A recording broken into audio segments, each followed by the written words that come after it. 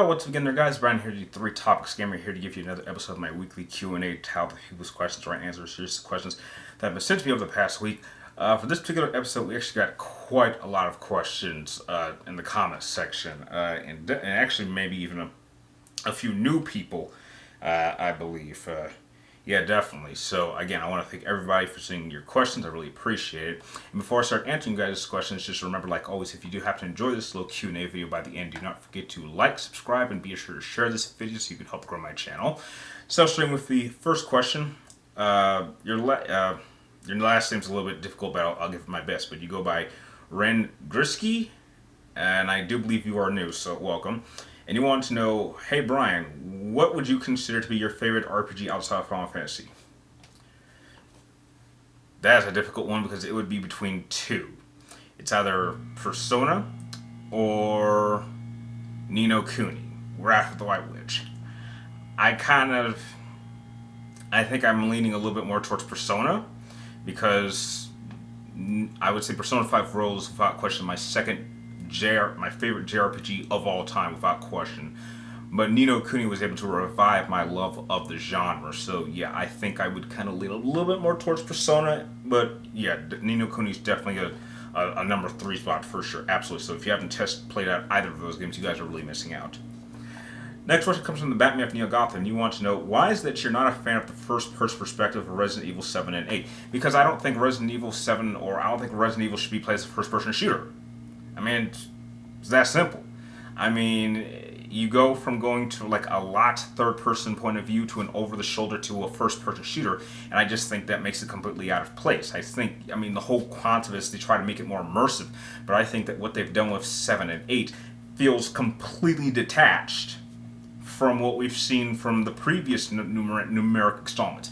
I mean, you cannot tell me at all, if you remove Chris Redfield, who's like the only character who pops up, if you remove Chris Redfield and change the name, would anything about that resemble Resident Evil at all? I mean, say what you want about games like, Revelations or 5 or 6. Those actually have common Resident Evil vibes. Even if they're a little bit more action-based, they're still loyal. I mean, we're dealing with, zombies and virus breakdowns. I don't even know what we're dealing with in 7 and 8. Some sort of mold or rust. And then I think in 8 we're dealing with witches and werewolves and vampires. I'm like, there's nothing about 7 and 8 that even hints that it's Resident Evil. You could literally change the name and it could be its own franchise. So that's my problem. And it just kind of feels like Capcom is doing this sort of splittis era in which you have one direction in which it's going to be first person and it's going to be focusing on a different direction, and then they're doing another path in which they're going to go back and start remaking some of the older games and just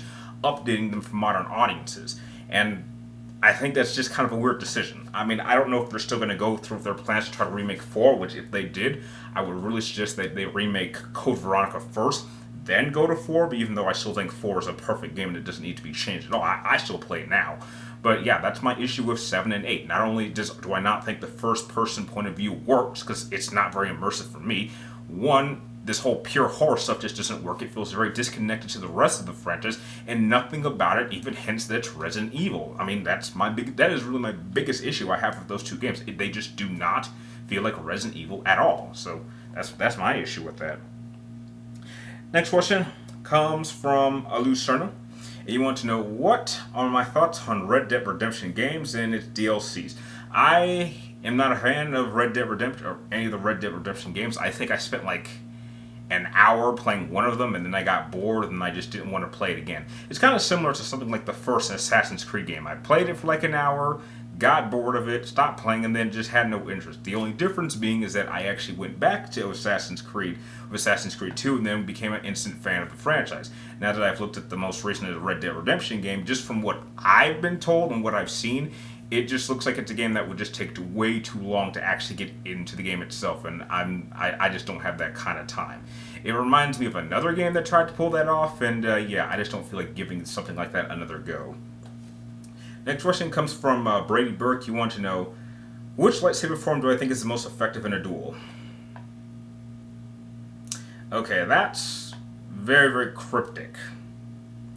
Because you can't really say which is... It depends on what type of fight you're talking about. If you're talking about duel, if you're talking about one-on-one combat, if you're talking about like just one-on-one, like you have to be specific in a duel because each one of the forms, each one of the primary 7 forms, is built for a specific purpose in a specific situation.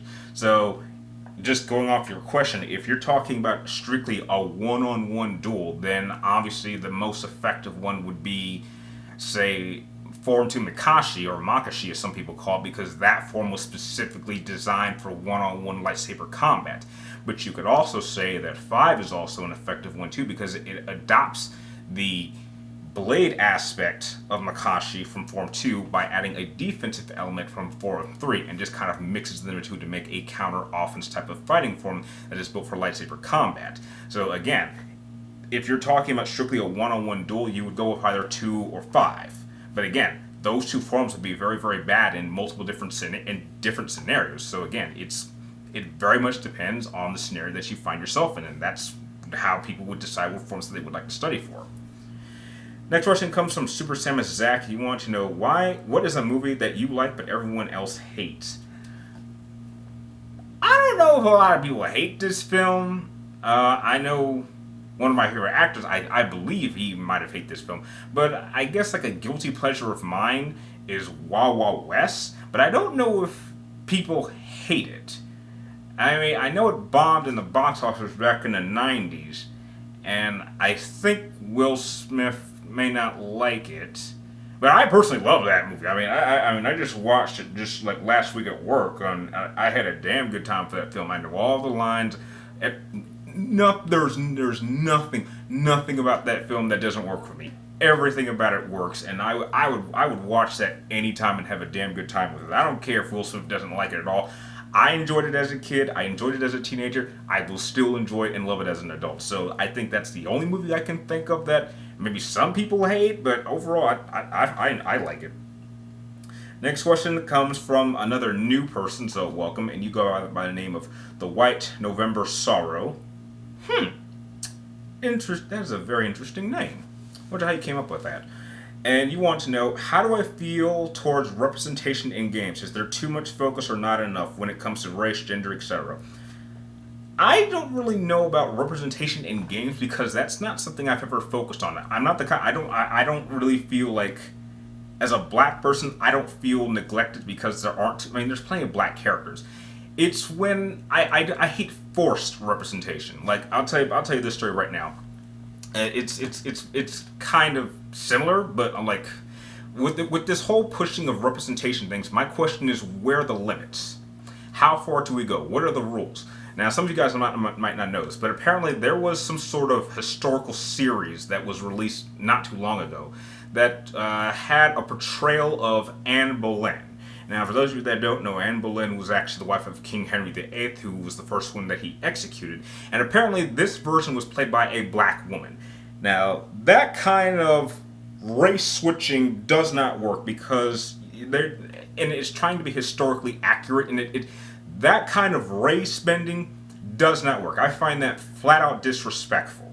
I mean, because now you have to wonder, what are the limits? I mean, why can't Martin Luther King be played by an Asian person? Why can't T'Challa be played by a white guy? There are white people in Africa. And so you have to wonder, what are the rules here? Where are the limits? How far do we go? It just kind of seems like everybody is, like, it seems like white people are being discriminated against. I mean, this is a black person, and I have an issue when white people get discriminated against. I have an issue with that. I mean, I'm not going to use the whole race card because I personally have never actually experienced major discrimination to the point where I felt personally offended. But that kind of stuff actually offends me when people do that. When they gender mix someone or they race change someone.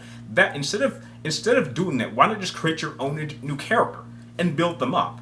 I mean, there was even another one recently. I think they're doing some sort of Resident Evil Netflix series, and they're casting a black guy to play as Wesker, and I'm like, why do that? And I mean, I wasn't gonna watch it anyway. Apparently, there's a movie that is being played by a white guy, and this Netflix series that's being played by a black guy, and I'm like, now, did you make that choice because he was really the best choice, or did you just pick that just for representation? Because the look is everything.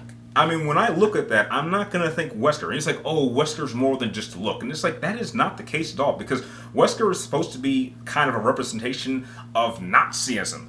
And Nazis enjoyed that blue-eyed, or technically, before Wesker was it, I think he had blue eyes, and the tall, 6 feet tall, blonde hair, Aryan. That is what Wesker represents. He wanted to create a superior race of people.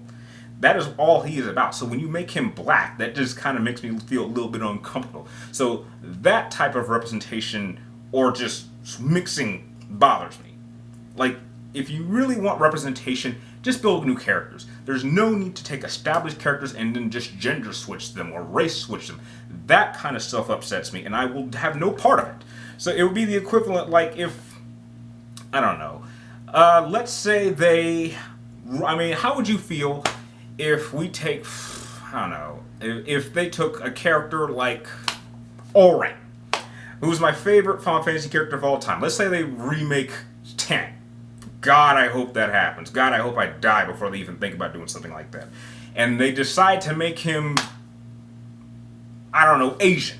Something like that would bother me, because I sympathize with RENN as a white guy, and that is just fine. There is no reason to change his ethnicity. There's no reason to do that, except for forced representation. If you want to do it straight up for a good reason. Don't just force it. Forced representation really pisses me off. So, yeah, that one went a bit too far, but yeah, that kind of stuff does get to me, and I will have no part of it. Next question comes from Shadow DEIST Gaming, and you want to know, at the end of Dawn of the Dead remake, which I really love that movie, that's actually my favorite zombie film, do you think that they made it or died during the credit? You know, Shadows DEIST Gaming, I think that is an ending that is very much up to the audience. I mean, they got on the boat, they went to the island, they got there, it just so happened to have some zombies that were already there. They could have easily gone on the boat and zipped off. Maybe they'd never had a chance to get off. It's up to the audience. Personally, I think that they would have had enough time to get back on the boat, but maybe they would have been low on gas, so who knows? But again, it's up for the audience to decide. And the last question of the episode comes from Shadow Phantom Sidious. You want to know, what is my earliest memory of gaming? Which console of games did I play?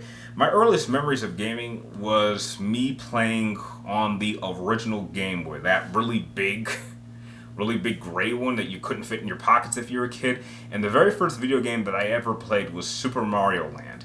And I had a lot of memories. Now, this was at a time where my family was practicing the culture of pass me down. So I believe that the Game Boy and a few games belonged to my eldest sister, but when she got the Sega Game Gear, she would keep the Game Gear. She passed the Game Boy to me, and I think for a few years that's kind of how it went. I think the first official console I ever actually got that was strictly on my own was a Nintendo 64. I had cousins that already had like a Sega Genesis and a Super Nintendo, and I would play those, but yeah, definitely my earliest memory would be playing Super Mario Land on the original Game Boy. And I would still love to go back and replay and beat that game. I still have a lot of fun memories of, playing Mario, which is why Mario's still an icon to this day.